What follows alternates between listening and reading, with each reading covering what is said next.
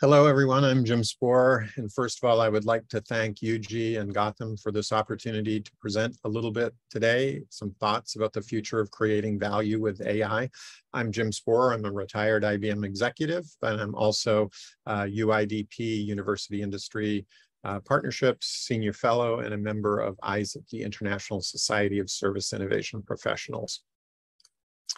Here's the abstract for my talk today, and I just want to point out this URL here at the bottom, slideshare.net/Spohr.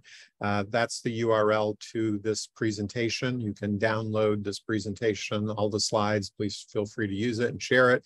And of course, you'll also get a copy of the abstract if you download the presentation. In today's talk, I'm just going to cover a very few points. I'm going to give a little preamble on value before getting started. And then I'm going to talk about 10 AI tools that you can try today. And then I'll also talk about what AI tools are coming in the future decades. And then I'll lay out a timeline for predicting AI capabilities before wrapping up with a call to action and some interesting discussion questions. And finally, I've got a slide with additional resources, including this latest new book, Service in the AI Era, that's come out by Spohr, Maglio, Vargo, and Vard. So let's get into it. So for this preamble on value, I want you to look at the center of the slide where I've listed the top 10 businesses by market cap. You can see that Apple is almost $2.5 trillion in market cap. And I want you to look down through this list of companies and see if you see any patterns there. And then I want you to look a little bit further to the right on this slide, and you see a list of the top nations by GDP. And I want you to be thinking about, well, what is it about those nations that allows them to create so much value? And what I think you'll see, and from a service science perspective, it's important to say that we see true value is coming from service. So we define service as the application of resources, such as knowledge for the benefit of another. This is, of course, the version of the SD logic, Vargo and Lush, service dominant logic definition of service. And as SD logic says, value is uniquely determined by the beneficiary. So it's the customer, it's the beneficiary of the service who determines the value. So that's how we think about value from a service science and service dominant logic perspective. It's something in the mind of the customer or the beneficiary who's received a true service from another entity, another responsible actor. And from a service science perspective, we talk a lot about the improvement processes for service system innovation and value co-creation. And that means learning to invest very systematically in all parts of the system, you know, the technology part, the people part, what they know, the resources, the safety and security and sustainability of the environment. It's a huge system that these actors are interacting in, and we call these service systems. And learning to invest systematically in these service systems is key if we want to improve win-win interactions and improve win-win change. We can all think of interactions that weren't win-win, somebody got the better of the deal. Well, service science is about trying to improve these win-win interactions where they're more equitable. And also in terms of change, we can think of investments in change that help some people and hurt another. And again, from a service science perspective, we're trying to do the very, very hard thing of improving win-win change. Now, when I look at these 10 high market cap companies, I see technology platforms like Apple, Microsoft, Google, Alphabet, Amazon, Tesla even, Meta, Facebook. I also see energy, Saudi Aramco. We need energy to power these systems. Also, Tesla could be lumped in both technology platform and energy because of their battery technology. I also see investing, Berkshire Hathaway. How do we invest in more and better innovations? And I see finally healthcare. That's like United Health and Johnson & Johnson. We want people to be healthy so that they can interact in more productive ways for a longer period of time. When I look at the nations as service systems, I see large investments in upskilling.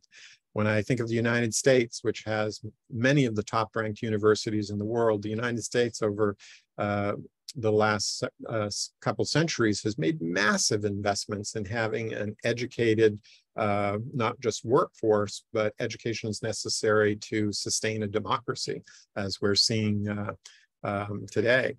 I also see large populations. You know, India and China have huge populations with rapidly advancing technology for wealth creation. And so the brief history of value, we can think about a family, you know, 100,000 years ago, the early humans in tribes, how would we measure the GDP of a tribe?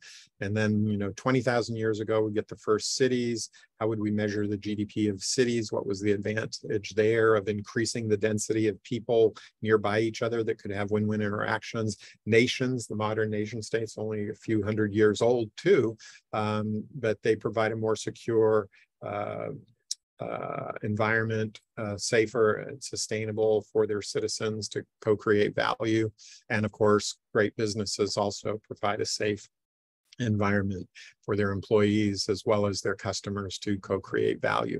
So we can think of value co-creation as accelerated when large numbers of highly skilled people with advanced technology have a safe and sustainable environment for win-win interaction and change. And that's the preamble on value from a service science perspective. Now let's talk about value co-creation and value creation in this coming AI era. And this slide presents 10 AI tools that you should be experimenting with today. Magic Eraser can clean up images. Crayon, you type in the words, a sentence, and it creates the picture for you with AI, many pictures, and you can kind of pick the one you like best. Writer, you can start with a little text and it'll create the next paragraph or two, and you can look at many versions of that and see which one you might like best. Thing translator, amazing, pointed at things in the world, plants, pictures, signs in different languages, and Thing translator translates it for you. I won't go through the whole list, but you should try all these as soon as you can, because the truth of the matter is service providers will not be replaced by AI, but service providers who do not use AI will be replaced by those who do. So it's imperative that we all upskill with AI if we want to get better at value creation in the coming years. Now, this next slide is really looking at the far future. Decades away, we're going to get to AI capabilities where we'll have a digital twin of each of us. So these digital twins of us will be able to provide service even while we're sleeping. So think about those routine emails that you want to get answered or filed away appropriately and notified about important things in them. These digital twin AIs, which aren't here yet, this AI capability is not here, although you can see early examples like NVIDIA CEO has created a digital twin of himself called Toy Jensen that you can see in the last NVIDIA big conference keynote by Jensen. Anyway, this is very important technology and it's coming, it's decades away, but how do we know how far away it is? Well, here's the timeline, and you can read Rouse and Spohr 2018 if you want more about how this chart was created and what it really says. But I'll just point out that here you can see exascale in the middle. This is a billion instructions per second. And you can see the cost of an exascale is decreasing over time. Right now, you know, exascale computers cost hundreds of millions of dollars. They're supercomputers and take amazing amounts of power to be useful. But the cost is decreasing. And by about 2060, you can see an exascale will cost, instead of $100 million, $1,000 if Moore's law continues. And what's interesting, of course, is this is driving an exponential increase in GDP per employee in the US. And you can see here, I've got it benchmarked out in the past. It's an exponential curve. These are the projections that are coming ahead. And so I think we'll probably have digital twins of each of us sometime between 2040 and 2080. I know that's a pretty big window, but we measure these things in 20-year increments. But one thing's for sure, if we keep investing in improving computing capabilities, we will be increasing AI capabilities and we will be increasing GDP per employee. Also, one last thing to say about exascale is the computing power of the human brain is estimated at 1 exascale, a billion instructions per second. So here's where I get to the call for action. Service system improvements and creating value with AI all depend on investing wisely, investing systematically in different parts of the system, service systems, and investing wisely. And how can responsible actors invest wisely?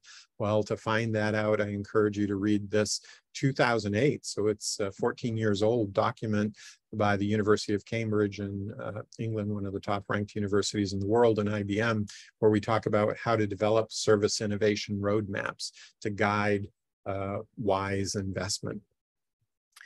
Now, I want to end with some discussion questions. If we have time, it would be great to hear any questions that you might have and try to provide some discussion on those topics. But the first question I have for each of you is just to stop and think, are you positive or negative about AI? And if you're positive, are you using any specific AI tools today? Remember that slide where I gave you a list of 10 that you can start using today? Are there others that aren't on this list? Because we have to start educating each other. If we're going to create value in the AI era, we have to start sharing these neat tools and how we're using it, developing better practices around these so that as service providers, we can improve the innovation, the productivity, and quality of using AI in our interactions. And how are you investing in upskilling with AI? So do you have are you just hearing about these things randomly, or do you have a systematic way you're going about investing in learning to upskill with AI? So that's another important question to ask. And if you're negative about AI in the future, what are you negative about? What is your top concern? What are, I call it, ditches to be avoided? You know, we're going down the road faster and faster in our AI-powered vehicle, but we can go in the ditch, the left or the right.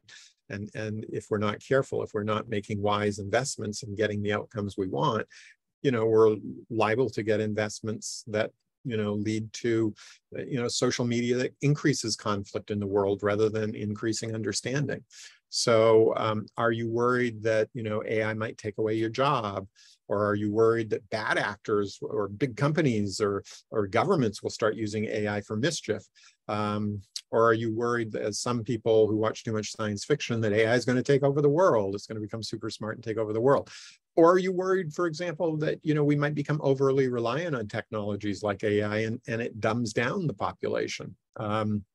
So whatever your concerns, I think it's important that we start being explicit about these concerns and start talking to each other about them and you know, debunking some of the ones, frankly, that are not very likely. And do you believe, here's another question you can ask yourself, do you believe that the responsible actors, people, businesses, universities, and governments, are they learning fast enough? Are they learning to invest systematically and wisely in getting the future we want? And if not, what do we need to do about this? How do we learn to invest more? How do we learn to invest more wisely in getting the futures we want and avoiding the futures we don't want? And I'll just put in a plug again for this Service in the AI Era book, which is out just recently. And it pages 45 through 54 gives some thoughts on investing wisely to get the future AI we want. And finally, if you're interested in conversations like these, I urge you to join ISIP.org, the International Society of Service Innovation Professionals.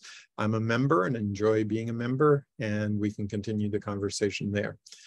Thank you very much. And if we do have time and it's appropriate, I'd love to see some questions in the chat and try to give some discussion on those.